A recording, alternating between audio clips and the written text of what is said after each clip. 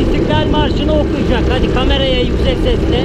Korkma, sönmez bu şafaklarda yüzen al sancak. Sönmeden yurdumun üstünde tüten en son ocak. O benim milletimin yıldızıdır parlayacak. O benimdir, o benim milletimindir ancak. Çakma, kurban olayım şehrine. Ey nazlı hilal, kahraman ırkıma bir gün. Ne bu şiddet bu celal.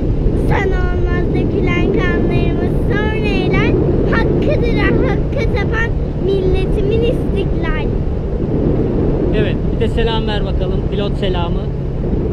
Tebrik ederiz. Güzel miydi? Güzeldi. İstiklal Marşı'nı okudun mu havada? Bakalım güzel oldu mu, dinleyeceğiz. Beğeneceğiz mi bakalım okuduğun marşı? Tamam mı? Tamam. Selam ver bakalım Zeynep Beren şöyle.